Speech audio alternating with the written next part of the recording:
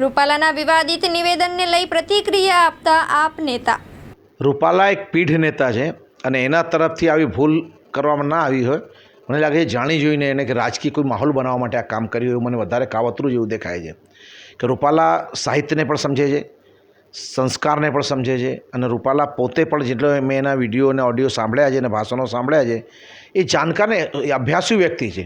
જે એક અભ્યાસુ વ્યક્તિ આટલી મોટી ભૂલ કરે તો ભૂલ નહીં ઇન્ટેન્શનલ કરેલું કામ લાગે અને એ વસ્તુ આજ ક્ષત્રિય સમાજ પર સમજી રહ્યો છે.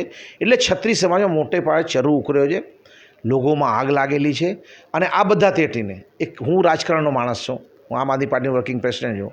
હું એવું માનું છું કે આપણે 2, 5, 10, 25 વોટ માટે કોઈ એક સમાજને નીચું પાડવું, સંસ્કૃતિને સંસ્કાર ભૂલીને કોઈના માટે અપમાનજનક શબ્દો બોલવા, કોઈ પણ એવી વાત કરવી જે સમાજોનો વિગ્રહ ઊભો કરે એ આપણને શોભે નહીં. એવો રાજકારણ કરવાની કોઈ જરૂરત પણ નથી ને કરવું એ ન જોઈએ. આજે જ્યારે ક્ષત્રિય સમાજ માટે જે એમને શબ્દો વાપર્યા, રોટી બેટીને સંબંધની વાત કરી, અરે સાહેબ આ ક્ષત્રિયો શું કર્યું તમને ખબર છે?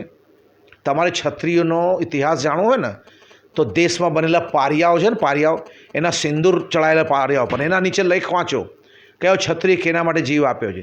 તમારે જાણવું હોય ને કે ક્ષત્રિય શું કામ કર્યો તો જાઓ, જઈને ચિત્તોડગઢમાં જે મહારાણીઓ છે ને, જે શહીદી વોરી છે, જે એ લોકો અગ્નિમાં પોતે સમાઈ ગયા છે, એ શેના માટે? સત્યત્વ સાચવવા માટે જોહર કર્યો છે.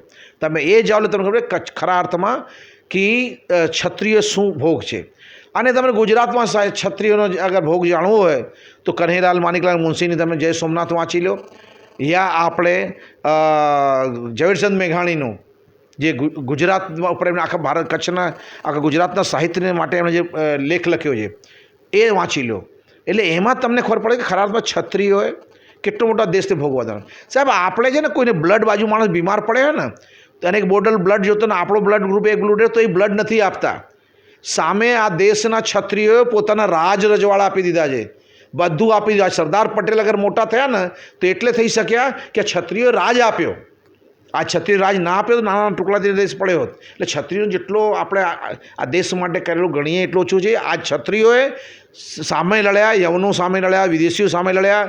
એમને ક્યારે જમતા ઉઠીને ગયા છે, લગ્નના ચોરામાંથી ઉઠીને ગાયની રક્ષા કરવા અને ધર્મની રક્ષા કરવા માટે ગયા છે. ને એવા ક્ષત્રિયો માટે જ્યારે આવા શબ્દ આપણે બોલીએ તો શરમજનક છે.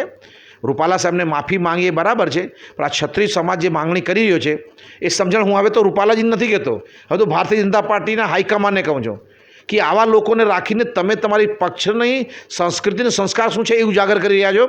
તમે આનામાંથી બહાર આવો અને એક સમાજની લાગણી જે દુભાઈ છે તો આવા લોકોને રાજકારણમાંથી બહાર કાઢો.